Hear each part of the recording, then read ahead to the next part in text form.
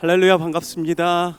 거룩하고 복된 주일, 우리 다사랑의 교회 주일 예배 함께 예배 드리시는 우리 모든 성도님들 주님의 이름으로 축복합니다. 우리 앞뒤 좌우에 계신 우리 성도님들 바라보시면서 우리 반갑게 인사 나눴으면 좋겠습니다. 참 잘 오셨습니다. 우리 함께 인사해 보실까요? 한 번 더 인사하실 때 우리 사랑합니다, 축복합니다, 우리 마음을 담아서 함께 인사해 봅시다. 우리 무더위 가운데 우리가 예배의 자리를 지키며 또한 이 시간 가운데 나올 수 있던 이유는 주님께서 우리를 사랑하시기 때문입니다. 주님의 사랑을 우리가 바라보며 오늘도 감사와 기쁨으로 주님의 이름을 높여드리며 함께 기쁨으로 찬양하는 이 귀한 시간 되길 소망합니다. 언제나 변함없으신 주님, 끝까지 우리를 사랑하시는 주님, 그 주님의 이름을 높여드리며 함께 우리 기쁨으로 주님 앞에 나아가도록 하겠습니다.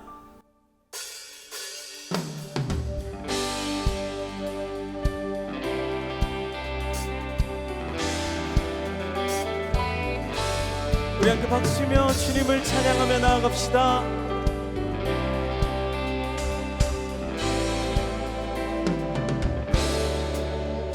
변찮는 주님의 사랑과 거룩한 보혈의 공로를 우리 다 찬양을 합시다. 주님을 만나볼 때까지. 아멘. 변찮는 주님의 사랑과 거룩한 보혈의 공로를 우리 다 찬양을 합시다. 주님을 만나볼 때까지.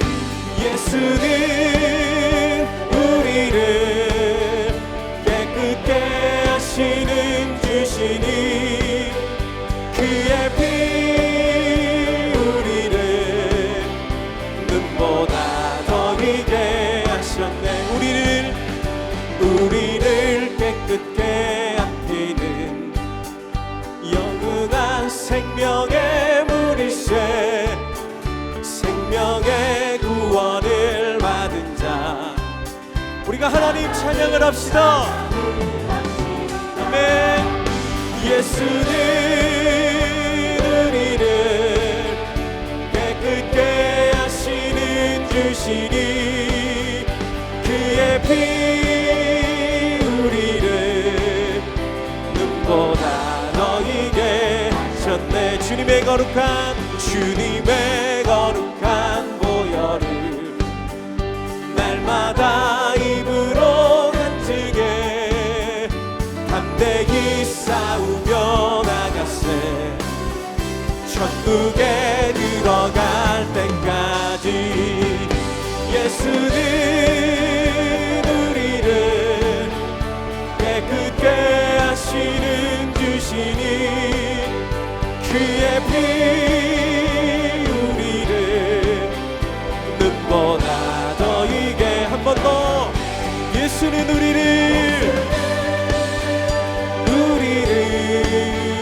깨끗게 하시는 주시니 그의 피 우리를 눈보다 더 희게 하셨네. 십자가 단단히 붙잡고 날마다 이기며 나가세. 머리에 면류관 쓰고서 주 앞에 찬양할 때까지. 예수는 우리를 깨끗게 하시는 주시니 그의 피 우리를 눈보다 더 희게. 한 번 더 고백합시다. 예수는 우리를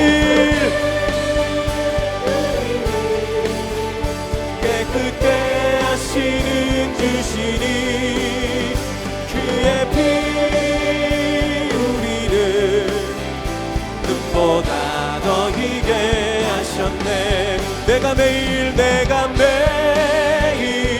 십자가 앞에 더 가까이 가오니 구세주의 흘린 몸의 피로써 나를 정케 하소서. 내가 매일 십자가 앞에 더 가까이 가오니 구세주의 흘린 몸의 피로써 나를 정케 하소서. 내가 매일 십자가 앞에 그렇습니다. 주님, 우리가 날마다 주님의 그 십자가를 바라보며 나아갑니다. 구세주의 흘린 몸의 피로써 나를 정케. 우리 한 번 더 고백합시다. 내가 매일 십자가 앞에 더 가까이 가오니 구세주의 흘린 몸의 피로써 나를 정케 하소서. 내가 매일 십자가 앞에 더 가까이 가오니 구세주의 흘린 몸의 피로써 나를 정케 하소서. 내 영혼이 확정되고 내 영혼이 확정되고 확정되어 싸우니 믿음의 눈 들어 주를 바라봅니다. 내 영혼이 확정되고 확정되어 싸우니 믿음의 눈 들어 주를 바라봅니다. 모든 상황 속에서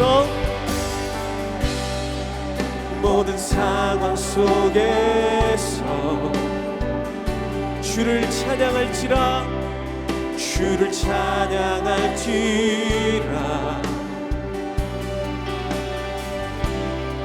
주는 너의 큰 산들 큰 도움이시라 큰 도움이시라.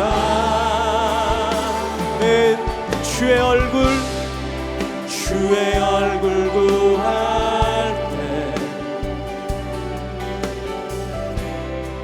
주의 영을 부으사 크신 사랑 안에서 내 주를 보게 하소서. 주를 보게 하소서.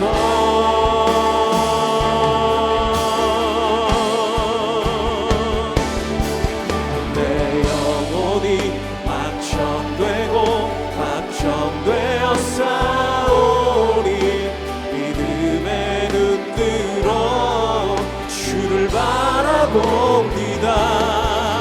내 영혼이 확정되고 확정되어 싸우니 믿음의 눈 들어 주를 바라봅니다.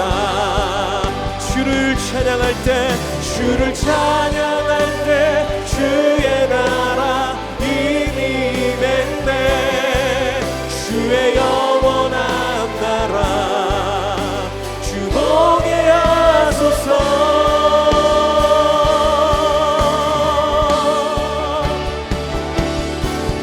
내 영혼이 확정되고 확정되어 싸우니 믿음의 눈 들어 주를 바라봅니다. 내 영혼이 확정되고 확정되어 싸우니 믿음의 눈 들어 주를 바라보. 우리가 함께 두 손 들고 다 함께 고백합시다. 내 영혼이 확정되고 확정되어 싸우. 주님, 우리가 믿음의 눈을 들어서 주님을 바라보겠습니다. 내 영혼이 확정되고 싸우니 믿음의 눈 들어 주를 바라보. 모두 자리에서 일어나셔서 찬양하심으로 주일 예배를 하나님께 드리겠습니다.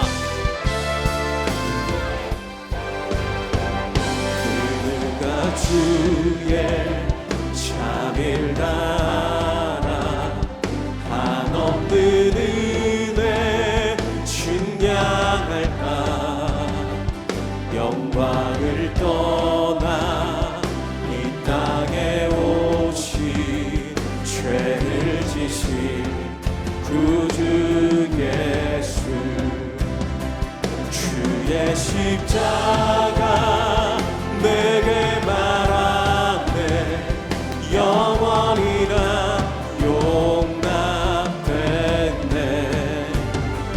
아름다운 신과 나는 주의 너 그리스도 나의 상소망 할렐루야 주를 찬양하여라 할렐루야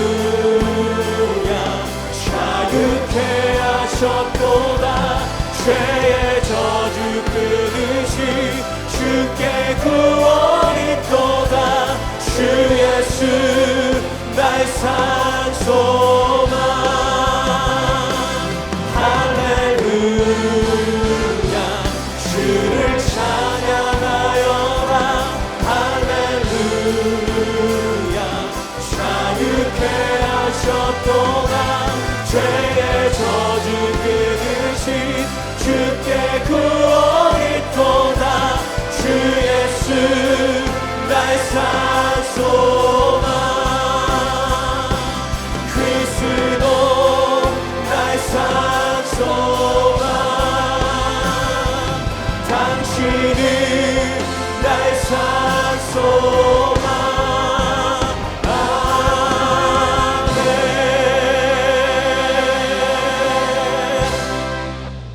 너희는 이전 일을 기억하지 말며 옛날 일을 생각하지 말라. 보라 내가 새 일을 행하리니 이제 나타낼 것이라. 하나님은 영이시니 예배하는 자가 영과 진리로 예배할지니라. 아멘. 사랑하는 성도 여러분, 하나님이 기뻐하시는 예배는 상한 마음과 통회하는 심령이라고 하셨습니다. 이 시간 성령께서 깨닫게 하시는 잘못들을 가지고 진실한 마음으로 각자 입을 열어 참회하는 기도를 드리겠습니다.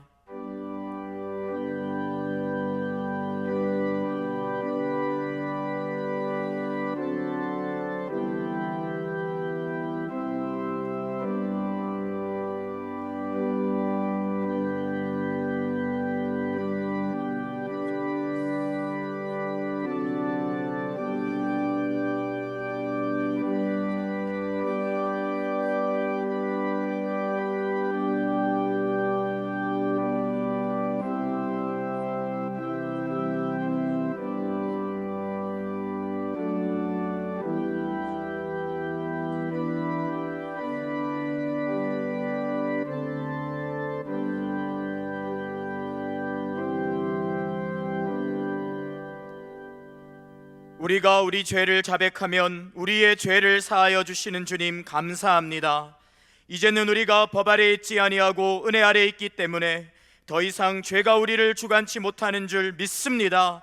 우리를 다시 한번 성령으로 강건케 하시고 충만케 하여 주옵소서. 예수님의 이름으로 기도합니다. 아멘. 자리에 앉으셔서 찬송하겠습니다.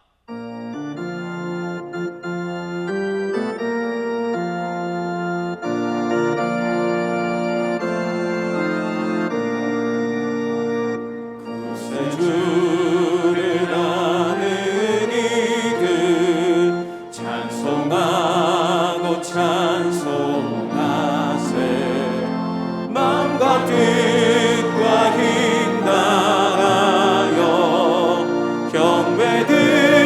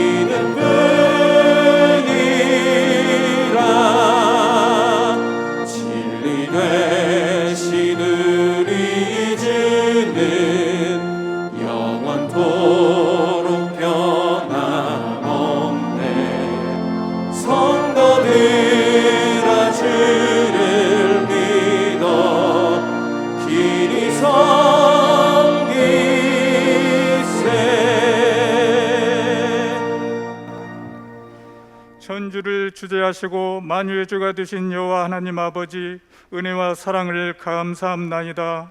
저희에게 자녀가 되는 권세를 허락하시고 장중에 품어주시고 주님 은혜 안에 살게 하시니 감사합나이다. 오늘 또 거룩하신 거룩한 성일에 신령과 진정으로 드리는 예배 가운데 하나님 영광 가득하고 천국 잔치의 풍성한 은혜를 누리게 하시옵소서. 성화의 계절에 복음의 열정으로 주님을 찬미하는 저희들 되기를 원합나이다. 가진 우상 가운데 오염되어 있었던 저희들을 진리의 빛으로 밝히시사 선하게 가꾸어 주시고 예수님 십자가 사랑으로 저희 심령을 풍요롭게 하셔서 견고한 믿음 가운데 주님을 영화롭게 하는 저희 삶이 되게 하여 주시옵소서. 금년에 대면으로 행해지고 있는 여름 선교와 수련회가 주님의 은혜 가운데 열매가 풍성하게 하시고 이번 주 진행되는 중등부와 고등부의 여름 사역을 통해 자녀들이 복음으로 변화받고 예수 그리스도를 인격적으로 만날 수 있도록 은혜 베풀어 주시옵소서. 특별히 다음 세대와 지역 사회를 품고 나아가는 이음센터를 통하여 주님을 향한 꿈과 비전이 실현되는 충만한 역사가 있게 하시고 이음센터 온 성도가 함께 동역하며 주님 계신 곳에 소망을 두는 자 큰 복을 경험하게 하시옵소서. 세계 경제가 어려워지고 고물가 시대가 밀려오는 이때에 주님을 의지하오니 이 나라를 긍휼히 여겨 주시옵소서. 이 땅 가운데 갈등과 분열을 치유해 주시고 나라에 세워지는 모든 정책과 제도가 주님 진리에 합당하게 하시사 주님 통치가 임하는 복된 나라와 이 민족이 되게 하여 주시옵소서. 우리 성도님들 가정을 주님 좌정하여 주시사 모든 환난으로부터 지켜 보호하여 주시고 건강 주시고 하늘의 신령한 복과 땅의 기름진 복으로 축복하사 주님 은혜 가운데 만사가 형통케 하여 주시옵소서. 이인호 목사님 여간에 강건함 주시고 하반기 목회 사역을 위해 연구 시간을 보내시는 동안에 힘과 재충전의 귀한 시간 되게 하여 주시고 목사님 늘 성령 감동으로 동행해 주셔서 기쁨과 복음의 열정으로 사역하실 수 있도록 인도하여 주시옵소서. 농어촌의 미자립 교회와 해외 선교사님들을 건강과 안전으로부터 지켜주시고 섬기는 사역주의 필요를 채우시고 복음의 부흥의 물결 이루어 주시옵소서. 이 시간 말씀을 들고 서시는 오정필 목사님 성령 권능의 충만함으로 붙들어 주시고 목사님 통하여 강단에서 말씀이 선포될 때에 주님의 능력이 나타나는 놀라운 역사가 있게 하시고 저희 자녀의 본분 지켜 승리의 삶 되게 하시고 은혜의 충만한 시간 되게 하여 주시옵소서. 오늘 또 예배를 섬기는 손길들과 임마누엘 찬양대를 축복하시고 이 시간 정성껏 주배하여 올려드리는 찬양이 우리의 모두의 고백이 되게 하시사 주님 홀로 영광 받으시옵시며 우리를 구원하신 예수님 이름으로 기도드려 사옵나이다. 아멘.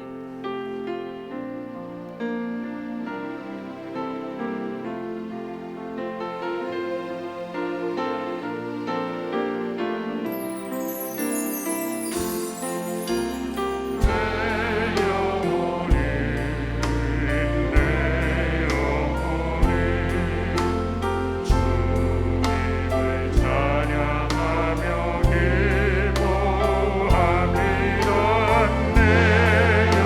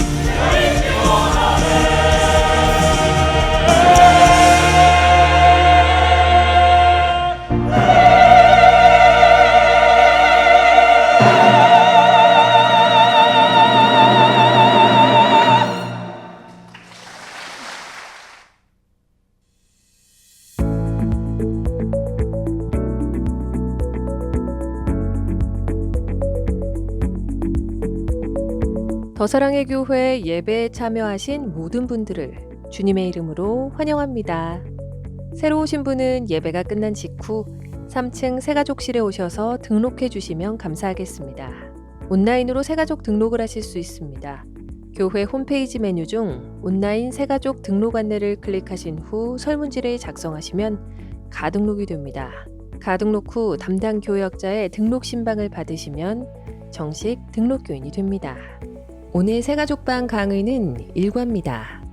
이청년부 여름수련회 Walk with Jesus가 지난 8일과 9일 이틀 동안 약 100명이 참여한 가운데 은혜 가운데 진행되었습니다.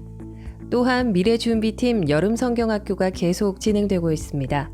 청년들과 다음 세대들이 예수 그리스도를 본받아 주의 길을 믿음으로 걸어가는 크리스천이 되도록 많은 기도와 관심을 부탁드립니다. 2주간에 걸친 더사랑 상주 문경 선교가 주님의 은혜와 성도님들의 기도로 잘 마쳤습니다.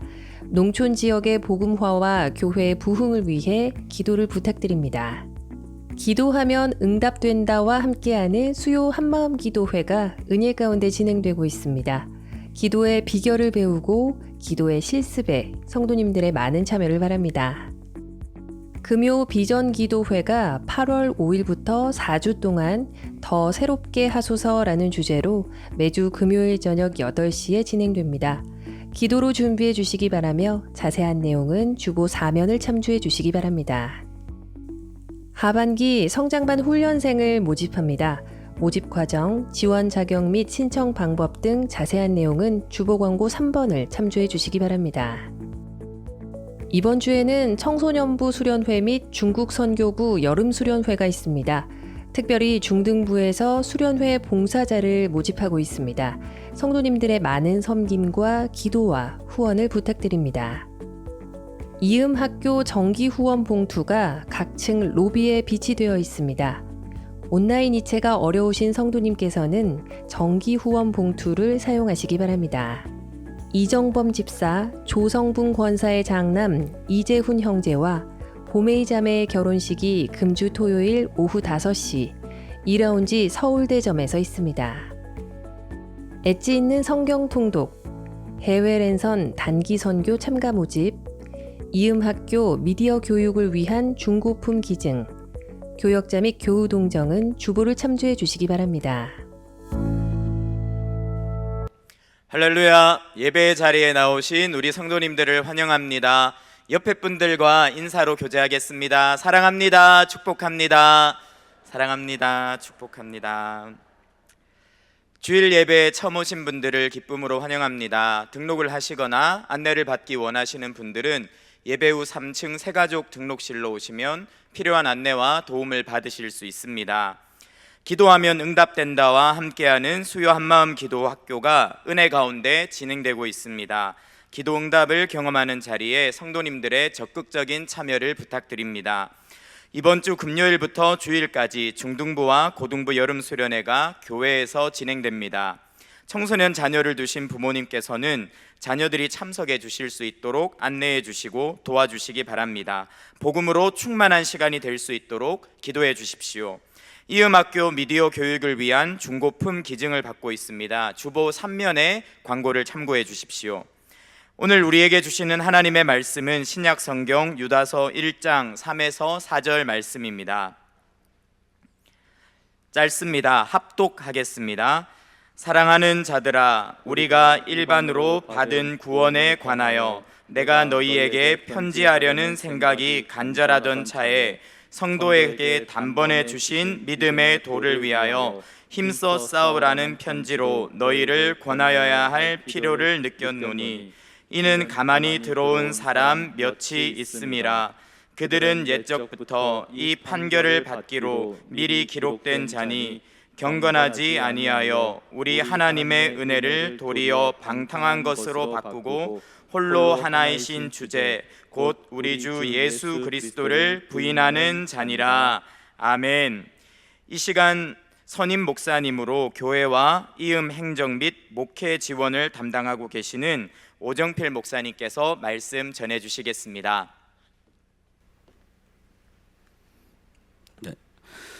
오늘은 특별히 저와 여러분이 이단 주제로 함께 말씀을 나누고 싶습니다. 나누려고 합니다. 이단의 정의가 뭐냐라고 한다면 교회가 공인한 신앙의 진술, 이것을 우리가 흔히 정통이라고 간단하게 설명을 하는데요.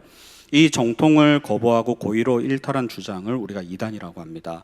흔히 교단이라는 말을 많이 들어보셨을 텐데 교단은 성경 해석에 의한 신학적 입장 차이가 있으면 그걸 교단으로 이렇게 자연스럽게 분열, 스키즘이 일어나게 되고요. 이단은 성경을 완전히 잘못 해석해서 진리인 양 믿거나 전하는 것을 의미합니다. 그래서 이단은 기독교와 교회를 박해하는 외부 그 어떤 핍박자들보다 더 큰 해악을 교회에 끼치고 아울러 오늘날에는 이 사람들의 일상생활에서 깊이 침투해 사회적 문제를 일으키는 아주 심각한 집단이죠. 이 시간에는 우리가 이단의 발생 원인을 먼저 좀 살펴보기를 원하는데요. 대부분의 이단들은 교회 안에서 발생하는 것이 특징입니다. 몰몬교회 창설자 조셉 스미스 2세는 열성적인 감리교도였고, 안식교회 밀리엄 밀러는 침례교인이었고, 여호와의 증인 창설자 러셀은 회중교인이었습니다. 전도관 박태선이나 통일교 문선명도 교회 장로 집사였다 그러죠. 왜 교회 내부로부터 이러한 발생하는 이단이 많을까 질문에 대해서 그동안 수많은 이단 전문가들이나 신학자들이 오랜 기간 동안 분석하고 연구해서 발표를 했습니다만 이런 이유들이죠. 성경 공부에 대한 갈급함이 많아서 내지는 기성교회 부패와 타락에 염증을 느끼고 실망해서 다른 교회를 찾다가 이단에 빠지게 되었다. 이런 원론적이고 익숙한 내용들 우리가 들으면 그렇겠네라고 우리가 고개가 끄덕여지는 분석들입니다만 제가 이번에 이단에 대해서 조금 연구를 하다 보니까 2000년 전 초대교회 당시의 교회 내부로부터 발현한 이단들이나 근현대 교회 내에 근현대 오늘날의 교회 내에서 발생하는 이단들이 가지고 있는 이 공통되는 배경이 있더라고요. 일정한 하나의 패턴이 나타나는데 그게 뭐냐? 첫 출발점은 교회의 세속화였습니다. 초대교회 당시의 성도들의 관심사는 마라나타였거든요. 재림 예수였어요. 예수님의 다시 오심이었습니다. 금방 다시 오실 줄 알았던 예수님의 재림이 생각보다 더딘 거예요. 그러다 보니까 점점 신앙의 열기와 뜨거움은 식어져 가고 다시 성도들은 눈길을 세상을 향합니다. 그러자 교회 지도자들은 가만 있질 않죠. 얘네들을 열심히 교육해서 교회로 다시 불러들여야겠구나. 그래서 규율을 정하고 이 규율을 통한 규제를 하기 시작합니다. 흔히 말하는 율법주의죠. 그래서 점점 교회가 이 제도화되어 갑니다. 세속화의 반발작용으로 제도화라는 것이 나타났어요. 그래서 율법을 무기로 세속화되어가는 성도들을 윤리적, 도덕적 문제를 마구잡이로 정죄하기 시작합니다. 결국 교회의 세속화와 제도화 사이에서 성도들은 피로감을 호소합니다. 교회 제도권 안에 머물면서도 여전히 감정적, 심리적, 정서적 쉼터를 찾기 시작합니다. 이때 그 사이를 비집고 들어온 것이 영지주의와 신비주의와 같은 이단 사상이 발현을 하게 되었고 이 교회의 세속화와 제도화 사이에서 갈등하는 그 성도들의 미세한 마음, 그 정서를 파고 들어오면서 수많은 이단들이 확장되기 시작하더라는 것이죠. 오늘 보면 유다가 이 짧은 서신으로 유다서를 쓴 것도 이단들 때문이었어요. 초대교회 당시에 의도적으로 하나님의 말씀과 이 그리스도의 주되심을 거부하고 진리를 왜곡해서 초대교회 성도들을 미혹했던 이단들이 일어났었습니다. 그때 당시에 이단들의 목적은 권력과 돈이었어요. 오늘날 사이비 이단 교주들과 패턴이 똑같죠. 그래서 유다는 이러한 위협으로부터 교회를 지키기 위해서 유다서를 쓴 것이에요. 3절을 다시 보시면 사랑하는 자들아 우리가 일반으로 받은 구원에 관하여 내가 너희에게 편지하려는 생각이 간절하던 차에 성도에게 단번에 주신 그 믿음의 도를 위하여 힘써 싸우라는 편지로 너희를 권하여야 할 필요를 느꼈노니 믿음의 도를 견고히 해서 힘써 이단 세력들에게 대항해서 싸우라는 것입니다. 이러한 패턴은 오늘날 교회도 마찬가지예요. 교회가 복음으로 날마다 새로워지기보다는 세속화되고 제도화되어서 그 사이에서 혼선을 빚는 동안에 자칭 재림 예수, 예언자들이 출몰하기 시작했고요.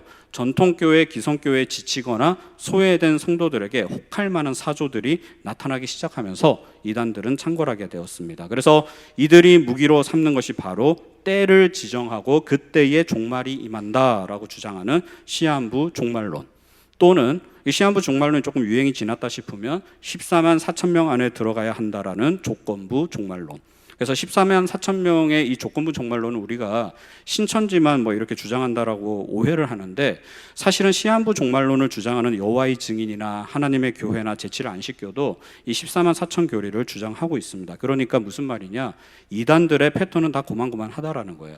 상호 영향을 주고 받고 벤치마킹하고 시대에 맞춰서 업그레이드하면서 그 나물에 그 밥이 생각보다 많다라는 것입니다. 아무튼 교회의 세속화와 이에 대한 반작용으로 나타나는 제도화, 전통, 율법주의, 이러한 패턴 사이에서 이 신비주의, 예언자, 재림주 등 수많은 이단들이 파생되고 지금도 생겨나고 있다는 것이죠. 그렇다 그러면 이단 사이비의 공통된 특징이 있는데요, 이걸 크게 세 가지로 한번 정리를 해봤습니다. 이단 사이비의 공통된 특징이 뭐냐? 첫 번째는 자신을 신격화하는 교주가 있다라는 것이죠. 교주 자신이 재림 예수고 하나님과의 직통 계시를 주장합니다. 신천지 이만희 자신을 재림 예수라고 이야기하고, 뭐 똑같이 JMS의 정명석이나 하나님의 교회 정관 전문에는 성령 하나님 안상홍님의 이름과 성령 하나님의 신부 되시는 어머니 하나님 장길자님을 믿음으로 구원을 받는다, 이렇게 그네들의 정관에 기록되어 있습니다. 통일교 문선명도 같은 주장을 했었고요. 이외에 현재 우리나라에서 공식적으로 활동하고 계시는 재림 예수님은 약 40여 명으로 집계가 되고 있습니다. 자칭 이 시대의 재림 예수님들은 하나같이 자신이 직접 계시를 받아서 직접 계시를 받는다라는 주장이 왜 중요하냐면, 자기만 성경 해석이 가능하다라는 주장으로 연결하려면 직통 계시를 강조해요. 그래서 자기만이 성경을 풀어줄 수 있고, 그 풀이 방식은 우리가 흔히 알다시피 비유풀입니다. 그리고 시대별 구원자론을 주장해요. 그러니까 노아 시대에는 노아가 구원자였고, 모세 시대에는 모세가 구원자였고, 다윗 시대에는 다윗이 구원자였고, 예수 시대에는 예수가 구원자였고, 지금 현 시대에는 직통 계시를 받은 내가 구원자다라는 시대별 구원자론을 제시합니다.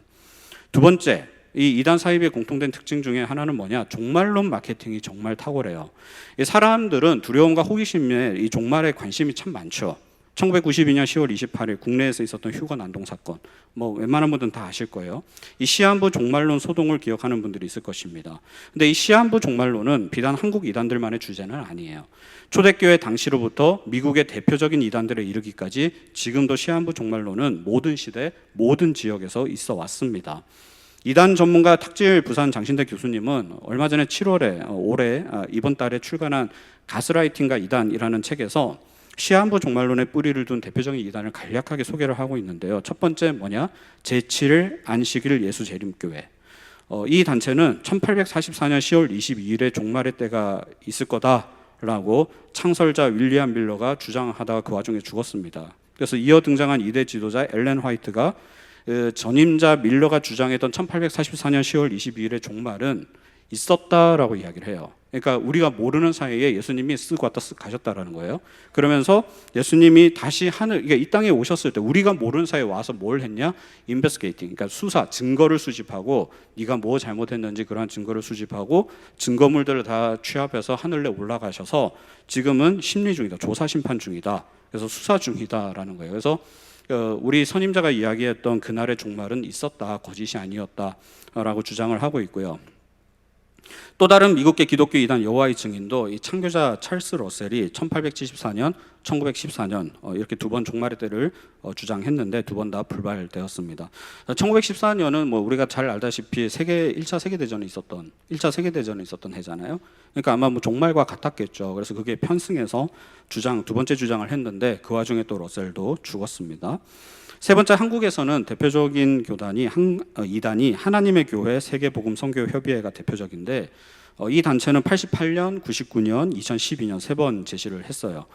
물론 뭐 그 사이에 안상홍도 죽고 뭐 했는데, 하나님의 교회는 좀 코미디인 게 뭐 다른 걸 다 떠나서 2012년에 이 단체가 매집한 부동산 규모가 수백억 대에서 수천억 대라 그래요. 그러니까 2012년에 종말이 온다 그래놓고 자기들은 부동산 산 거예요. 원래는 종말이 오면은 재산 파는 게 정상이죠. 내일이 종말이라면 그 쥐고 있으시겠어요? 다 던지죠. 근데 얘네들은 자기들이 종말이라고 주장한 그 해에 매입한 부동산이 전국의 30여 개 지역에서 적게는 400억 대, 많게는 1000억 대 재산을 형성했다 그럽니다. 넌센스죠. 자, 이쯤 되면 우리가 한 가지 의문이 들어옵니다. 아니, 제시한 모든 종말의 날짜가 불발이 되었는데 왜 그 이단들은 건재할까? 아니, 건재함을 넘어서서 왜 지금도 교세는 확장될까? 이에 대해서 탁재일 교수님이 기대와 현실이 충돌하는 인지 부조화 때문이다 이렇게 이야기를 해요. 예를 들어 어떤 사람이 사랑하는 가족과 친구와 지인들의 만류를 뿌리치고 이단에 올인했어요. 그렇게 열심히 활동을 수십 년간 했는데 그 종말의 때 종말이 임하지도 않고 심지어 영생불사 신이라 여겼던 교주가 죽었어요. 그러면은 정상적인 사람은 그걸 어떻게 받아들이냐면 나 그동안 속았네, 사기당했네, 아이고 억울하다 이러면서 나오는 게 정상인데, 이게 사람의 심리가 그렇게 단순하지 않다는 것입니다. 평생을 내가 올인을 했기 때문에, 나의 모든 것을 걸었기 때문에 그 행동 패턴을 바꾸는 게 생각보다 쉽지가 않다 그래요. 더 나아가서 가족과 친구들과 지인들의 얼굴을 볼 면목이 없는 거예요. 극도의 수치심이 찾아옵니다. 그러면 그때부터 발동하는 게 뭐냐? 방어 시스템이에요. 심리적 방어 기제가 올라오기 시작해요. 근데 이 시한부 종말론을 주장하는 이단들은 자신들이 지정한 그 날짜가 임박해 오면 얘네들이 물밑에서 뭘 하냐면 새로운 교리를 만들어요. 새로운 업데이트된 교리를 만들고 있고 패턴을 알죠. 얘네들이 종말이 오지 않아도 이탈하지 않을 거다. 왜? 쪽팔리니까. 흔히 속된 말로 나갈 수 없다, 수치심 때문에 나갈 수 없다라는 그걸 알기 때문에 그날 새로운 교리를 오픈을 하면 이 서로의 니즈가 딱 맞아 떨어져서 이 이단에 빠졌던 사람들이 다시 현실을 부정하는 거예요. 하는 것입니다. 내가 그동안 열과 성의를 보이며 인생을 바친 이단 단체를 사기꾼 거짓으로 규정하기에는 내가 감당해야 될 몫이 너무 커요. 손해가 커요. 그러니까 후회의 감정이 밀려오기 때문에 이단을 탈퇴하는 적극적인 행동의 변화가 일어나는 것이 아니라 새로운 시한부 종말론적 교리를 재수용하는 것으로서 스스로 타협한다라는 것입니다. 여우와 신포도 이론이라는 거 알고 계시죠? 여우가 저 높은 곳에 포도가 이렇게 달려 있는데 너무 달고 맛있어 보이는 거예요. 먹고 싶은데 문제는 뭐냐? 손이 닿질 않아요. 먹을 수가 없어요. 그러면 보통은 아쉬워하거나 아니면 뭐예요? 어떻게든 먹으려고 행동의 변화를 가져오는데 여우가 스스로 포기하는 겁니다. 그러면서 하는 생각이 뭐냐면 안 익었을 거야, 쉴 거야, 맛이 없어. 그렇게 포도의 가치를 스스로 떨어뜨리면서 심리적 안정을 추구하는 거예요. 감정의 안정을 추구하는 것입니다. 행동의 변화가 아니라 자신의 물리적 한계를 자신의 사고의 전환으로 바꿔버리는 거예요. 실제로 미국에서 예전에 군소 이단이 종말을 주장을 했어요. 교주가 어떤 특정 날을 지정해서 이날 종말이 있을 거다 그랬는데 그날 아무 일도 안 일어났어요. 그날 당시에 교주가 실제로 했던 설교가 뭐냐면 당신들의 믿음에 힘입어 세계는 멸망의 문턱에서 구원을 받았습니다. 이렇게 설교를 했어요. 그러면 정상적인 인지 반응이 되는 사람은 그 설교를 딱 들으면 어떻게 돼요? 야, 지금까지 속았구나, 저 사기꾼이네, 거짓말쟁이네, 이게 정상적인 인지 사람. 근데 인지 부조화에 빠진 사람은 어떻게 받아들이냐면 야, 우리가 큰일 했구나, 이렇게 받아들인다라는 거예요. 그러면서 크게 기뻐하고 서로를 격려하고 수고했다 그러고 교주를 더 깊이 신실하게 따르더라라는 것이죠. 그래서 이 이단에 빠진 사람들이 그들의 시한부 종말론 날짜가 지나가더라도, 심지어 교주가 신이라 여겼던 교주가 죽더라도 여전히 이단에서 빠져나오지 못한 이유가 바로 여기에 있다라는 것입니다. 그런데 제가 서두에서 말씀드렸듯이 이단은 끊임없이 서로 벤치에 마킹하면서 업그레이드 한다고 그랬죠. 시한부 종말론은 사실 결국 시간이 지날수록 추진력을 잃게 되어 있습니다. 어쩔 수가 없어요. 그러면 이거를 백업해주는, 보완해주는 종말론이 뭐냐? 조건부 종말론이에요. 이 조건부 종말론의 매력은 조건값을 수시로 바꿀 수가 있어요. 그러니까 A라는 조건이 있었는데 거기에 B를 덧붙이거나 A-를 덧붙이거나 빼거나 조건값을 수시로 바꿀 수가 있습니다. 아니, 그렇게 수시로 조건값을 바꾸는 사람들을 믿는다? 믿어요. 왜? 교주가 있으니까. 신격화된 교주가 있으니까 그 신이 조건값을 바꾸겠다는데 누가 그걸 이의를 제기하겠습니까? 그냥 그렇게 수용하는 거예요.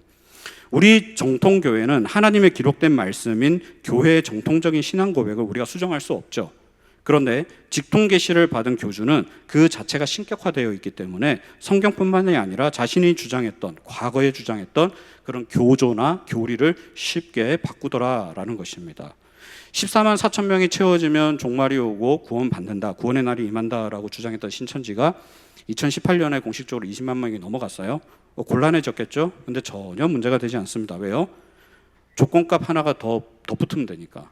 그래서 14만 4천은 4천인데 하나님의 마음에 합한 14만 4천, 그러니까 교주 이만희의 마음에 합한 14만 4천 명이라고 조건값이 더해지게 되면 사람들은 다시 더 자신을 옥죄어 넣기 시작하는 것이죠. 그래서 2018년에 신천지는 자체적으로 소위 입맞음 확인 시험이라는 시험을 실시했다고 합니다. 그래서 이단 사이비는 그들이 주장하던 종말론이 실패할 때마다 새로운 종말의 날과 조건을 재설정해서 끊임없이 주장할 것입니다. 그래서 이단 신도들은 끊임없는 희망 고문을 당하게 되고요.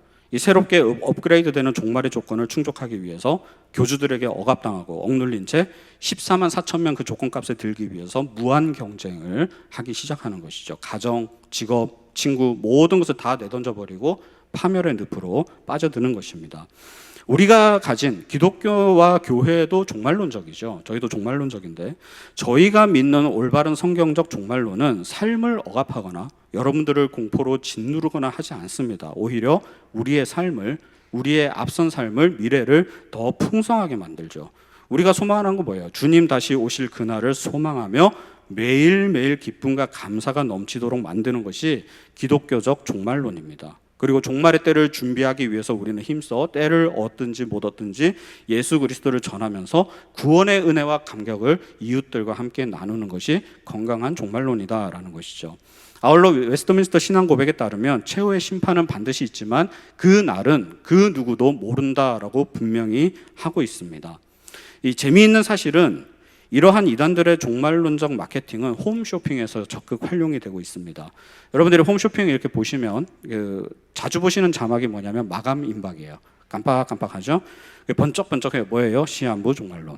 자, 그리고 지금 전화 주문이 밀려 있어서 저희가 준비한 제품이 다 소진되어 얼마 남지 않았습니다. 앞으로 선착순 10분에게만 마지막으로 이 가격에 제공해 드립니다. 뭐예요? 조건부 종말론. 저는 쇼핑 자체를 그렇게 좋아하지 않습니다. 홈쇼핑 같은 거를 절대로 보지를 않아요. 근데 정말 공교롭게도 한 달 반 전에 채널을 이렇게 돌리다가 홈쇼핑을 봤어요. 홈쇼핑을 봤는데 이제 그 어떤 유명 셰프가 자기 이름을 붙여서 이 국밥 패키지 10개 번들로 팔더라고요. 근데 그 나레이터가 그랬어요.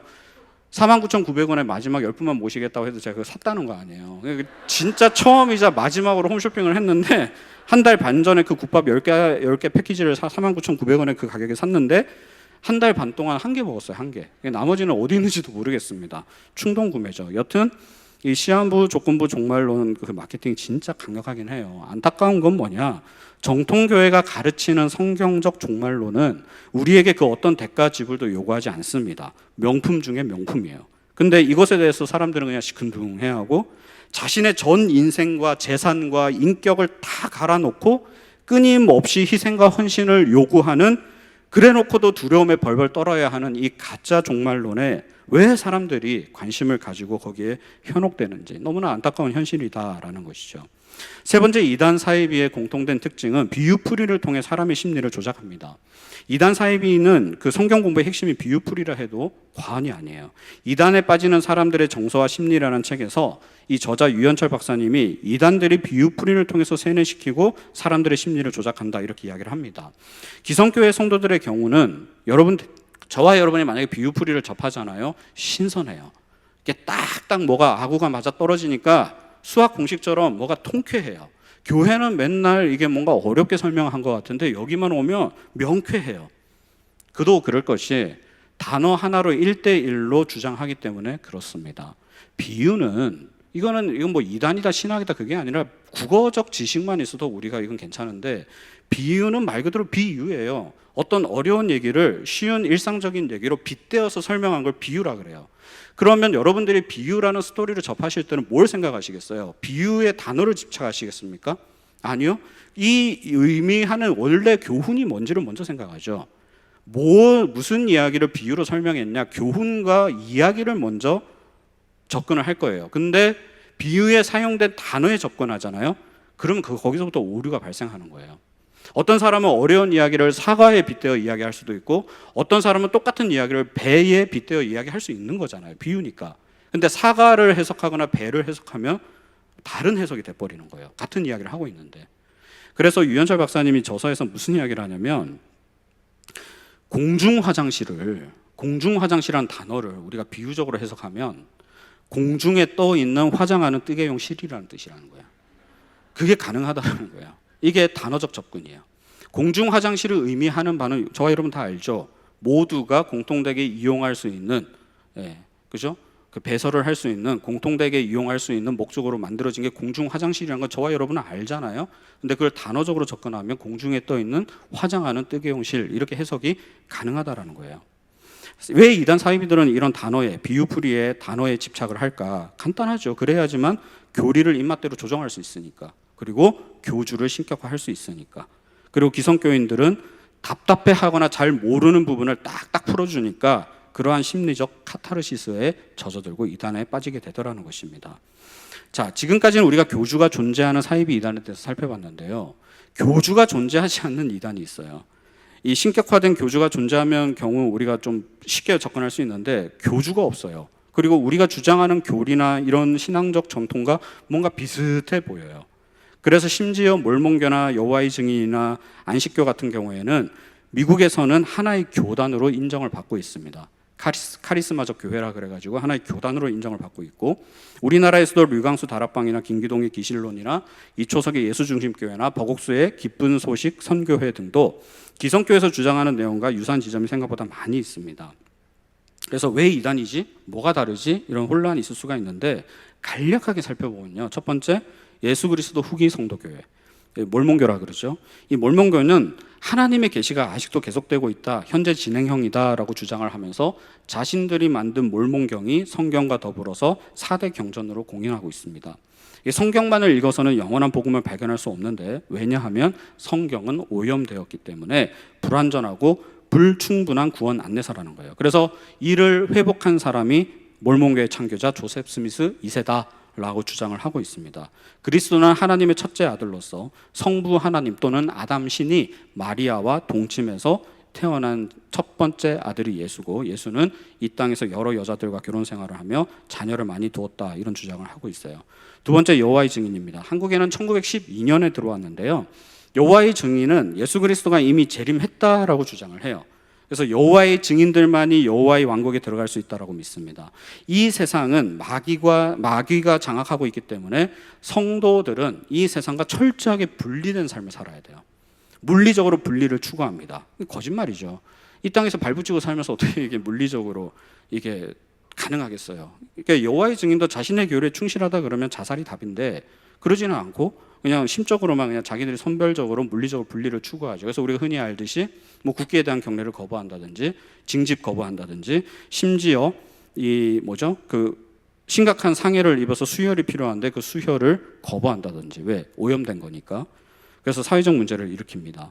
삼위일체 교리를 당연히 거부하고요. 예수 그리스도는 하나님과 동등하지 않은 우리와 같은 피조물에 불과하다라고 주장을 하고 있습니다. 그리스도의 육체적인 부활을 부정하고 영적인 부활만 주장하면서 초대교회와 같은 영지주의 이단과 맥을 같이 하고 있습니다. 세 번째는 안식일교회예요.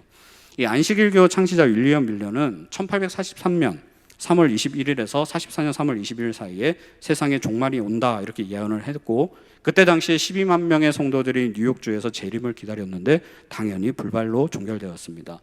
이 안식교는 그리스도가 시험당하기 위해서는 우리와 똑같은 죄가 없는이 아니라 죄가 있는 타락한 모습으로 이 땅에 오셨다라고 주장을 하고 있어요. 또 교리문답 5장에서는 토요일 안식일 문제를 다루고 있는데요. 하나님께서 여섯 동안 세상을 창조하시고 그 일흔날 쉬셨기 때문에 제7일의 안식은 하나님의 영원한 계명이다, 이렇게 주장하면서 동시에 일요일이 영어로 Sunday잖아요. 그래서 선, 태양신을 숭배하는 그 날짜가 일요일이기 때문에 태양신을 섬기는 우상의 날에 기성교회가 예배를 드리는 것은 이중적인 죄를 범하는 것이다. 우상을 숭배하는 죄와 안식일을 어기는 이중죄를 짓는 것이다, 이렇게 이야기하면서 기성교회를 비난합니다. 구원은 그리스도의 십자가 사건으로만 불충분하다라고 이야기하고, 구원을 받기 위해서는 하나님이 제시한 계명을 충실히 지켜야 되고 우리의 죄를 고백하는데 구원의 여부가 달려있다, 이렇게 주장을 하고 있어요. 그 외 류광수 다락방 전도협회는 예수님의 성육신과 십자가의 죽음을 축기 사역으로 다 귀결시켜버립니다. 그래서 귀신론적인 관점에서 해석하는 경향이 강하고, 이 성경 66권이 사탄의 축출을 선포하기 위함이라고 주장하는 등 김기돈의 귀신론이나 통일교의 이중구원론을 똑같이 주장을 하고 있습니다. 명백한 이단이고요. 특히 기성교회를 부정하죠. 한국교회 90%가 싸워서 분열이 되었다, 이러면서 분열의 영은 마귀의 영이니 한국교회 90%는 마귀의 영에 사로잡힌 집단이다. 이렇게 이야기하면서 한국교회, 기성교회를 부정합니다. 김기동의 귀신론은 귀신을 쫓아내는 것을 복음의 핵심으로 이해하고, 예수중심교회 이초석은 김기동 목사가 세운 그레이스 아카데미 수료생이에요. 그래서 이 둘은 모든 병의 원인을 마귀론, 귀신론에 근거하고 있습니다. 여러분들이 감기가 걸리시면 귀신 들린 거고, 여러분들이 가다가 넘어져서 찰과상을 입으셔도 귀신 들린 것이고, 모든 질병의 상해의 원인은 귀신이 씌어서 그런 거니까 회개해야 된다라고 주장하는 것이 김기동이나 이초석이 주장하는 귀신론입니다. 기쁜 소식 선교의 박옥수는 구원파와 맥이 비슷한데요. 이 자신이 거듭난 날짜를 중생의 증거로 중요하게 생각하고, 단순히 그리스도를 믿음으로 거듭나는 것이 아니라 자신이 중생했음을 정확히 깨달아야 한다라고 이야기를 합니다. 그래서 진정 거듭난 사람은 죄가 없어요. 그러니까 내가 중생을 경험했잖아요. 그 다음에 행하는 것은 죄로 성립되지가 않습니다. 만약에 내가 지금도 회개를 지속하고 있고, 오늘도 여러분들이 2부 예배 드리실 때 처음에 참회 기도를 하셨는데, 그렇게 기도하는 저와 여러분은 진정한 중생을 경험하지 못한 자들입니다. 그래서 구원받지 못한 자들이기 때문에 아직까지 그렇게 회개를 하고 있는 것이고요. 그래서 기독교에서 말하는 회개와 이 성화의 교리를 부정하는 것이 기쁜 소식 선교의 박옥수의 교리입니다. 자, 그런다 그러면 이러한 이단 사입에 빠지는 사람들은 주로 어떤 사람들이 이단에 빠져들까? 이 부분을 다루기에 앞서 우리가 먼저 겸허하게 받아들이고 인정해야 하는 사실이 하나 있는데, 저와 여러분도 얼마든지 이단의 잠재적 피해자가 될 수 있다는 사실을 인정해야 된다라는 것입니다. 아무도 자신할 수 없어요. 나는 모태신앙인이고 건강한 교회에 출석하고 있고 제자 훈련 등 체계적인 훈련을 받았기 때문에 나는 절대 이단에 빠지지 않아. 미성숙하거나 신앙이 약한 사람들이나 이단에 빠지는 거지 라고 말하는 것 자체가 상당히 교만입니다. 나는 그렇지 않아 라는 것은요, 자기를 객관적으로 보지 못하는 미성숙한 사람들이나 그런 말을 해요. 나도 그럴 수 있어가 성숙한 사람입니다. 정통교단 소속 목사님들도 목회를 하다가 교회 성장이 멈추거나 다프 상태가 되면 자연스럽게 여기저기 기웃거리다가 이단에 빠지는 경우가 허다합니다. 그리고 심리적 지배를 당하게 되면요, 그 이단 공동체에서 모든 것이 잘못되었다고 머리로는 받아들이지만 심리 정서적으로는 받아들이지 못하기 때문에 그 이단에서 빠져나오지를 못한다 그래요. 심지어 목회자의 딸이자 어떤 자매가 대학 가면서 신천지를 접하게 되면 신천지에 빠지게 됐는데요, 처음에는 그 교리를 수용하게 되었다가 시간이 지날수록 이 이만희가 주장하는 교리가 잘못되었다라는 것을 머리로 깨닫기 시작했대요. 알게 되더라는 거예요. 아, 이거 잘못됐구나. 근데 여전히 빠져나오지 못하더라는 것입니다. 왜요? 어느 날 갑자기 집회에 갔는데 처음으로 총회장 이만희가 이렇게 지나가는 걸 보고 자기도 모르게 하염없는 눈물을 흘렸다라는 거예요. 그리고 열성적으로 박수치며 그분을 환영했다라는 것입니다. 교리가 틀렸다라고 머리로는 이해했지만 자신의 심리와 정서는 여전히 그분을 추앙하고 있어요. 왜요? 지배당한 거죠. 심리와 정서가 이미 그 사람에게 지배당한 것입니다. 가스라이팅이 그와 똑같은 원리죠. 두 번째, 이단에 빠지는 근본적인 이유는 정서와 심리의 문제가 그만큼 크다는 것입니다. 이 유현철 박사님이 그동안 기성교회나 이단 전문센터가 이단의 교리나 포교 방법을 집중적으로 정보 전달에만 목을 매다 보니까 실제로 기성교회에서 아니면 밖에서 이단에 빠지는 그 사람들에 대해서는, 그 심리와 정서에 대해서는 간과한 부분이 많다라고 그런 이야기를 하세요. 이단들은 정서적으로 아픔이 있는 사람들에게 친절하게 다가가서 친밀한 관계를 쌓고, 그때부터 정서적으로 치밀하게 정해진 프로세스대로 진행해서 그 사람들이 이단으로 빠지도록 인도를 한다라는 것입니다. 위장포교, 문화행사, 심리상담, 설문조사, 이성교제, 이 모든 이단들의 포교 방식은 심리적인 주제와 관련된 것들이 상당히 많은 것과 같은 맥락이에요. 어려서부터 부모님으로부터 이 사랑을 충분히 받지 못해서 결핍이 큰 사람일수록 이단의 유혹을 뿌리치기가 어렵다는 것입니다. 그리고 이단들은 상대적으로 불안 심리를 교묘하게 치밀하게 파고 들어오기 때문에, 특별히 요즘과 같이 깨진 가정이 많고 또 경쟁 사회로 인해서 헬 조선을 외치는 이 젊은 세대들이 불안해하고 미래에 대한 걱정, 그러한 불안 심리와 정서를 이단들은 잘 캐치해서 거기를 싹 안정적으로 파고 들어가서 이렇게 솎아낸다라는 것이죠. 그래서 우리 기성교회는 청년들의 정서와 심리에, 다음 세대 자녀들의 정서와 심리에 우리가 세심한 관심을 보여야 된다라는 것입니다. 그렇지 않으면 이단들이 그러한 불안한 심리를 가진 사람들에게 아주 친절하게 다가가서 친밀함을 형성하기 위해 두세 명이 각본을 짜고 상황극을 만들어서 우연이라는 그러한 주제로 그 사람의 마음을 사서 데리고 가더라는 것이죠. 세 번째로 교회 내 소외된 사람이 이단에 빠지기 쉽더라는 것이죠. 교회가 커지면 커질수록 아니면 연수가 오래되면 될수록 사실 부정할 수 없어요. 끼리끼리 문화는 자생할 수밖에 없습니다. 근데 그렇게 되면 자연스럽게 초신자나 새신자는 점점 교회에서 소외될 수밖에 없어요. 문제는 그렇게 소외되는 분들을 교회 안에서는 누군가가 이렇게 주시를 하고 있는 거예요. 저희 교회도 큰 교회인데 만약에 누군가 여기서 조금 소외돼 보이는 분이 있다면 누군가는 그 소외되어 보이는 잘 적응을 하지 못해 보이는 그 사람을 주시하는 그러한 시선이 있고 여러분들은 그 시선을 또 주시하셔야 됩니다. 그러니까 우리 안에도 그런 이단 세력이 얼마든지 들어올 수가 있는 거죠. 그렇게 교회에 큰 불만은 없는데 교회가 너무 크기 때문에 또 끼리끼리 문화가 너무 만연돼 있기 때문에 잘 적응하지 못하는 사람들은 기본적으로 불안한, 이 소속감이 없기 때문에 불안한 심리가 있어요. 그럴 때 누군가 그걸 보고 옆에 싹 와가지고 아, 우리 순장님 너무 좋지. 근데 좀 이런 부분 좀 아쉽지 않아? 이러면 동요돼요. 사실은 그 순장님에 대한 불만이 있는 게 아니에요. 스스로 이 교회에 인벌브되지 못하는 자신의 어떤 심리적 문제인데 그 말이 그걸로 치환되는 거예요. 그러면서 그 사람과 친밀감이 형성되고 그 미세한 틈을 이단들은 교묘하게 파고 들어온다라는 것입니다. 그래서 결국 이단에 빠지는 그 심리는 중독 증상으로 여러분들이 보셔야 되는데 그 자막에 보시면 제가 순서를 적어놨죠. 알코올 중독, 약물 중독과 같이 중독 현상은 사람의 이성과 사고를 마비시켜요. 이단에 빠지는 것 역시 종교 중독으로 봐야 된다라고 전문가들은 이야기합니다. 그래서 현실 인지 능력이 급격히 저하되어서 이단 논리에 자연스레 빠져든다라는 것입니다. 이렇게 중독된 사람들에게 이단은 희소성 모델로 제시합니다. 자기들에게만 구원이 있다라는 거예요. 시한부 종말론, 조건부 종말론 등을 강조하면서 구원의 희소성을 강조해요. 두려움을 작동케 하는 거죠. 여기서 벗어나면 나는 구원이 없다라는 그런 식의 두려움을 젖어들게 만듭니다. 그러면 그 사람은 터널 비전 현상에 들어가게 돼요.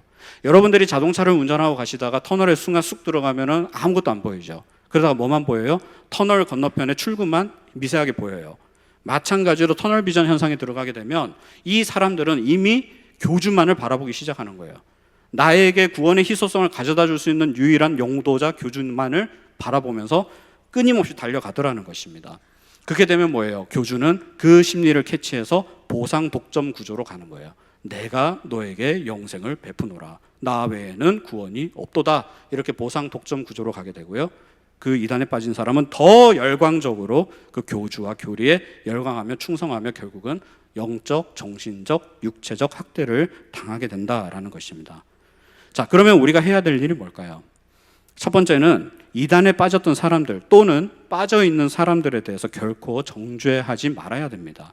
많은 기성교회 성도들은 이단에 있다가 돌아온 사람들을 있는 그대로 받아들이기 부담스러워해요. 색안경을 끼고 봅니다.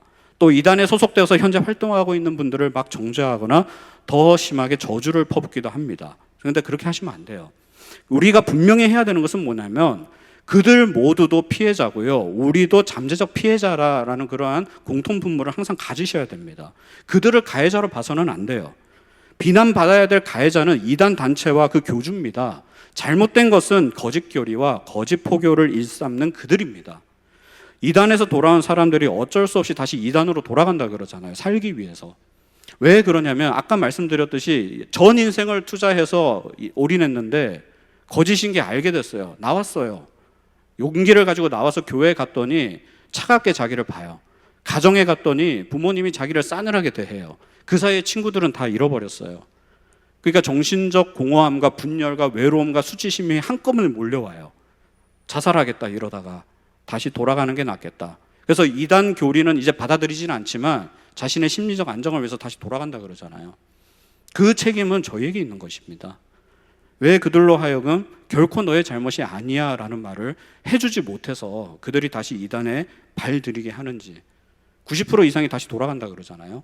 그건 우리의 책임이다라는 것이죠. 우리는 결코 너의 잘못이 아니야 라는 그런 따뜻한 메시지를 전해줘야 됩니다. 두 번째, 교회 안에서 소외감에 빠지는 사람이 없도록 해야 됩니다.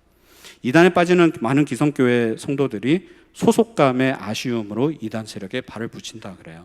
만약 우리 주위에 어떤 성도가 소외되어 있거나 교회 생활에 잘 적응하지 못한다고 느껴진다면 한마디라도 한마디라도 더 붙여서 그분이 친밀감을 교회 안에서 쌓아갈 수 있도록 우리는 그러한 가교 역할을 충분히 해야 됩니다. 그렇지 않으면 언제고 그분도 악의 구렁텅이에 끌려갈 수 있게 되고 그것에 대한 방조 책임도 저희에게 있더라는 것이죠.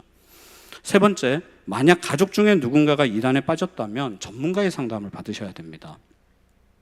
이단에 의한 종교 중독은 탈세뇌 가정이 반드시 필요해요. 왜냐하면 이단의 거짓 교리를 집중 주입식 교육으로 세뇌되었기 때문에 그거를 빠져나오기 위해서는 일반 심리 상담과 더불어서 교리를 통한 반증 상담이, 전문적 상담이 같이 병행되어야 됩니다. 이거는 일반인들이나 일반 교회가 할 수 있는 게 아니에요. 우리나라에는 많은 공인된 이단 전문 센터가 거점 도시마다 다 있습니다. 만약에 우리가 가족 중에 누군가가 이단에 빠져 있다면 교회로 문의를 주시면 그러한 거점 지역의 이단 상담소를 저희가 연결해 드릴 수도 있고요. 그 과정 가운데서 중요하게 생각해야 되는 것은 딱 두 가지인데, 첫 번째, 강요하시면 안 돼요. 만약에 누군가가 가족이 이단에 빠졌다, 속여서 이단 상담소로 데려간다든지 아니면 강압적으로 끌고 간다든지, 더 그 사람은 감정적으로 일탈하기 때문에 돌아오질 않습니다. 충분한 설득과 인내가 요구됩니다. 정답이 없어요. 왕도가 없습니다. 두 번째, 가족이 선행교육을 받으셔야 됩니다. 가족 중에 누군가 이단에 빠져 있다면 그 사람을 어떻게 대해야 되는지를 먼저 선행교육을 전문기관을 통해서 받으셔야지만 성공률이 높다라고 이야기를 합니다. 네 번째로 우리가 해야 될 일은 뭐냐? 성경적 복음과 정통 교리 교육을 반복해야 됩니다. 영원히 죽을 수밖에 없는 죄인된 인간이 하나님의 전적인 은혜로 영원한 생명을 얻은 것이 구원입니다. 인간은 무능해서 절대 스스로 죄를 벗어날 수 없습니다. 예수 그리스도가 나의 죄를 대속하기 위해 십자가에서 돌아가셨고 사흘 만에 부활하셨다라는 사실을 받아들이고 믿는 것이 기독교 신앙의 핵심이죠. 내가 곧 길이요 진리요 생명이니 나로 말미암지 않고는 아버지께로 올 자가 없느니라 하는 이 요한복음 14장의 말씀을 우리는 예수님 오시는 그날까지 구원의 진리임을 믿고 따라가야 됩니다. 마지막 다섯 번째로 우리가 해야 되는 건 뭐냐? 최고의 공격이 최선의 수비임을 알아야 됩니다. 기독교는 역동적입니다. 문자나 전통이나 관습에 얽매인 폐쇄적이거나 정적이거나 불교처럼 관념적이거나 철학처럼 사상적이지도 않습니다. 생명과 빛을 가져다주고 실제적 부흥을 일으키는 역동성이 기독교의 매력입니다. 핵심입니다. 히브리서 8장의 말씀처럼 새 언약의 중보자 예수 그리스도를 통해 우리는 하나님의 백성이 됨과 동시에 우리의 기도는 중보자 예수 그리스도를 통해 하늘의 보좌를 움직이는 강력한 무기가 됩니다. 하나님의 법과 말씀이 우리 마음과 생각에 새겨지므로 우리는 하나님이 베푸신 그 구원의 은혜와 사랑에 감사해서 사랑하기 때문에 그 말씀대로 순종하고자 하는 그 욕망이 일어나게 됩니다. 하나님이 베푸신 그 구원의 은혜에 감격해서 한 말씀이라도 순종하고 실천하고자 하는 그러한 욕구가 부일듯이 일어나게 됩니다. 매일 매순간 성령께서 그리스도의 말씀을 기억나게 하시고 우리의 양심이 활동하게 하셔서 우리에게 순종하고자 하는 그 소원을 주심으로 우리는 하나님과 더 친밀한 관계를 이루게 되고요. 저와 여러분이 인간관계에서도 친밀한 관계에 들어가게 되면 누군가와 그 사람에 대해서 더 깊이 알게 되잖아요. 그러면 우리는 하나님과의 친밀한 관계 속에서 하나님에 대한 지식이 더 부유해지는 것을 경험하게 됩니다. 강팀과 약팀이 서로 경기를 맞붙을 때 약팀의 전술은 수비 중심이에요. 수비를 계속하다가 틈이 보이면 역공하겠다라는 것이 약팀의 전략입니다. 근데 강팀은 그런 거 안 따져요. 최고의 공격이 최선의 수비라고 생각하고 마구잡이로 밀어붙입니다. 이단의 교리를 파악하고 그들의 포교 전략을 알아서 대응하는 것도 물론 중요해요. 그러나 우리는 약팀의 전략을 따를 이유가 전혀 없어요. 왜냐하면 저들이 가짜고 우리가 진짜인데 왜 우리가 약체 코스프레를 합니까? 저들이 약팀이고 우리가 강팀이기에 이 좋은 것, 참된 진리를 가지고 삶의 현장에서 우리가 살아냄으로써 최고의 공격, 다시 말하면 말씀이 살아 움직이는 역동적인 삶이 이런 거다라는 것을 보여줌으로써 우리가 역동적인 것을 나타내 보여주면 이단 세력들이 언감생심 공격할 마음을 가질까요? 절대 그렇게 하지 못합니다. 왜요? 가짜니까. 이제 이단들은 코로나 시기를 지나면서 온라인상에서 오픈 전략을 추구하고 있습니다. 일명 에펠탑 효과라고 아시죠? 에펠탑 효과. 그 옛날에 파리에 에펠탑이 세워졌어요. 사람들이 다 손가락질했어요. 저 흉물스러운 거 누가 갖다 놨냐고. 저딴 거에 국민 세금이나 쏟고 있냐고. 다들 저주하고 많은 사람들이 그때 당시에 에펠탑 안에 있는 레스토랑에서 식사했다 그러잖아요. 점심을. 왜요? 그 시간만이 에펠탑에서 자유할 수 있는, 에펠탑을 보지 않는 유일한 장소가 그 속에 들어가는 거기 때문에 거기서 그 점심을 먹었다 그러잖아요. 근데 뭐 어떻게 해요? 이미 세워진 탑 뭐 없앨 수도 없고 타이반 자이반으로 계속 그 탑을 보더라는 거죠. 그러니까 에펠탑을 이렇게 보다 보니까 처음에는 흉물스럽다 느꼈는데 자꾸 보다 보니까 뭐예요? 익숙해진 거예요. 근데 이제는 뭐예요? 명물이 됐죠. 흉물이 명물이 되었어요. 짧은 시간입니다. 이단들이 이 에펠탑 효과를 요즘 현재 전략으로 구사하고 있습니다. 그래서 온라인상에서 좋은 컨텐츠를 가지고 자신들의 정체는 죽이고 자꾸 자신들의 색깔을 노출하고 있어요. 에펠탑 효과예요. 그래서 사람들로 하여금 우리도 별거 아니야. 니네들하고 다르지 않아. 우리 건강해. 라는 것을 주면서 에펠탑의 효과처럼 추앙받기를 원하고 있더라라는 것입니다. 이러한 시기에 우리가 어떻게 그걸 일일이 수비적으로 대응하겠습니까? 뭐 유튜브 URL을 알려드린다 하면 제가 뽑아봤거든요. A4 8장이 나와요. 어떻게 그걸 제가 여러분들에게 다 알려드리겠어요? 수비적 전략으로는 답이 없습니다. 이러한 시기에 우리의 방법은 공격입니다. 복음의 능력으로 무장하시고 말씀과 기도로 진리 안에서 늘 깨어 있어 우리를 미혹해 하는 모든 악한 세력을 분별하고 그것으로부터 우리 자신과 가정, 자녀들과 교회 공동체를 지키고 진리로 무장해서 이 세상 가운데 의의 열매를 맺어가는 저와 여러분 되시기를 주님의 이름으로 축원합니다. 이 시간에 이 땅 위에 오신 우리 같이 찬양하시고 기도하시겠습니다.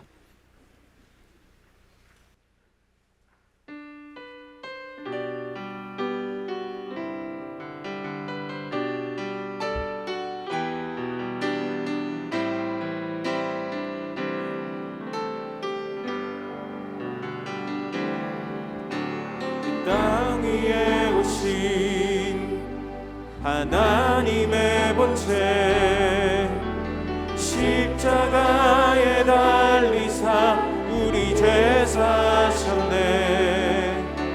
하나님이 그를 지극히 높여 모든 이름 위에 뛰어난 이름을 주사 예수 이름 앞에 절하고 모든 입이 주를 시네. 영광 중에 오실 주를 보리라. 선포해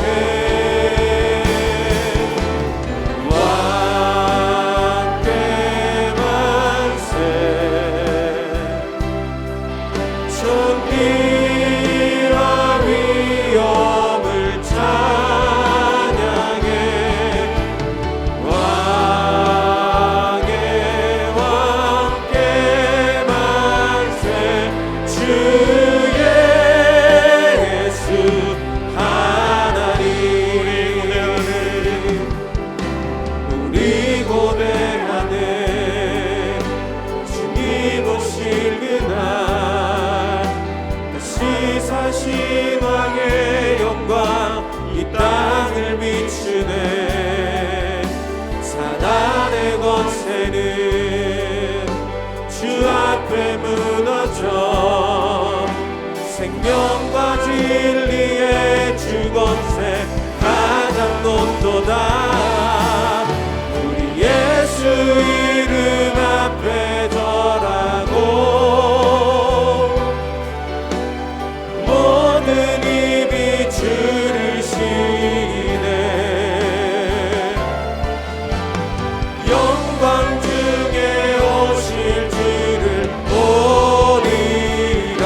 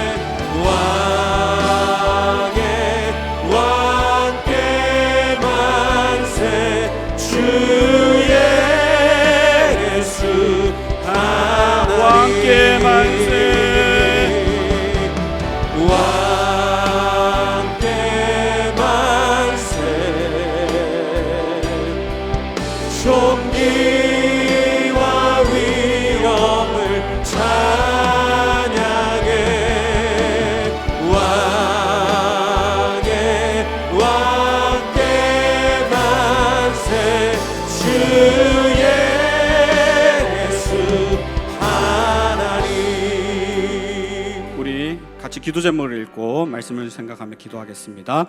예수 그리스도를 통해 우리의 모든 죄를 사하여 주신 하나님의 은혜에 감사하며 날마다 복음의 능력으로 우리를 새롭게 하소서. 모든 악한 역사로부터 우리를 지켜주시고 성령께서 우리의 마음과 생각에 새겨주시는 말씀대로 순종하며 진리와 함께 기뻐하는 삶을 살게 하소서. 이단 세력으로부터 개인과 가정과 우리 교회를 지켜주시고 다음 세대 자녀들이 세속과 이단의 유혹에 넘어가지 않도록 지켜주소서. 이 시간 들으신 말씀을 생각하며 같이 합심하여 기도하도록 하겠습니다. 아버지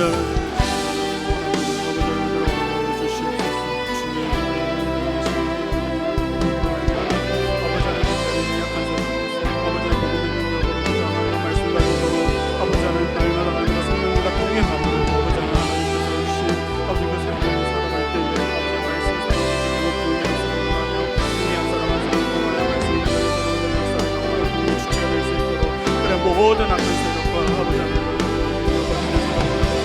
자신과 우리 신부와 우리 가정과 우리 교회를 아버지 축복하며 아버지 주님 다시 오시는 그날까지 주신 말씀으로 순종하며 아버지 하나님의 나라의 확장을 위하여 아버지 죽어가는 영혼들에게 복음을 전하고자 순종하며 쓰는 우리 모두가 될 수 있는 시간을 허락하여 주시옵소서. 아버지 그래 아버지 말미암아 모든 악한 세력을 보호하며 아버지 모든 것들을 배회할 것이며 하나님의 아버지 날마다 성령 충만하며 하나님의 능력을 살아가는 모두가 되게 하시고 하나님의 사랑 가운데 아버지 하나님의 말씀과 주시고 아버지 우리의 말씀을 잡아서 아버지 우리가 너를 주는 나를 예배하며 아버지 그 땅 가운데 아버지 특별히 다음 세대 주민들에게 말씀을 드리고 아버지 다음 세대 세대들과 다른 가운데 우리가 아버지 주신 역할을 감당하는 하나님의 거룩한 예배가 될 수 있도록 주여 허락하시고 그래 아버지 우리 가운데 주신 하나님의 능력을 날마다 경험하는 사람이 될 수 있도록 주여 허락하여 주시고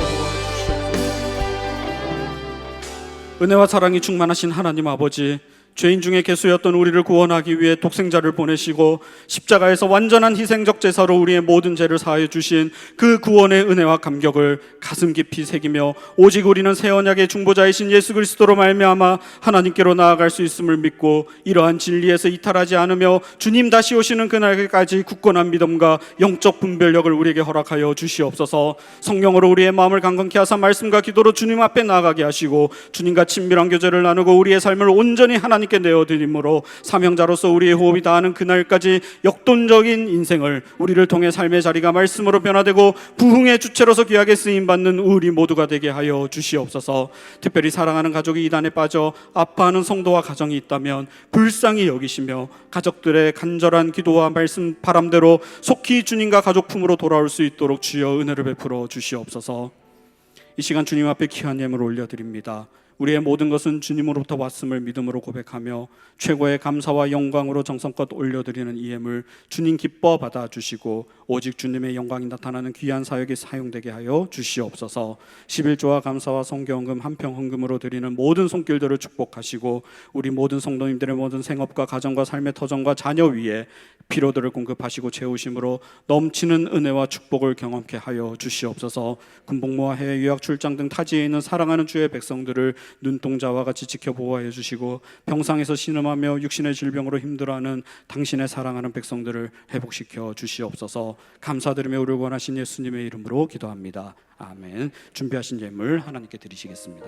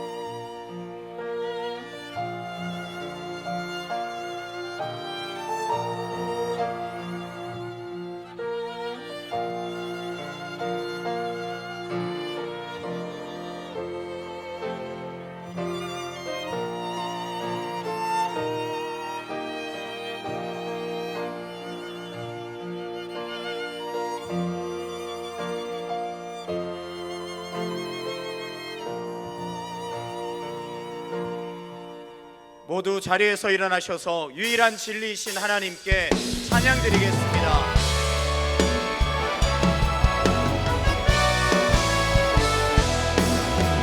모든 민족과 만원들 가운데 수많은 주 백성 모였네. 주의 보혈과 그 사랑으로 진 백성 삼으셨네. 주를 향한 감사와 찬양을 말로 다 표현할 수 없네. 다만 내 소리 높여 온 마음을 다해 찬양하리라.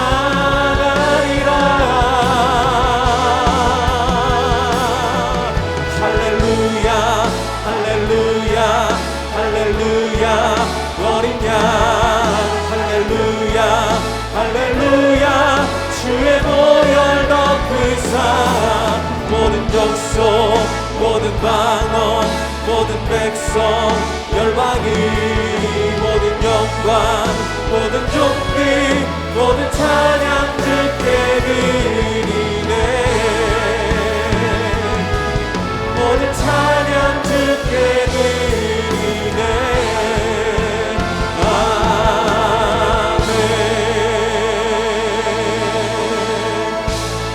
지금은 우리 주 예수 그리스도의 은혜와 아버지 하나님의 다함없는 사랑하심과 성령님의 감동감화 위로교통 충만하신 역사가 오직 진리의 말씀 위에 굳건히 서서 이단과 세속의 유혹에 흔들리지 아니하고 주신 말씀대로 순종하며 복음으로 삶을 형성하고 그 기쁨과 감사로 하나님께 영광이 되기로 결단하는 모든 성도님들의 머리와 우리의 가정과 교회 가운데 지금부터 영원토록 함께 하시기를 간절히 축원하옵나이다. 아멘.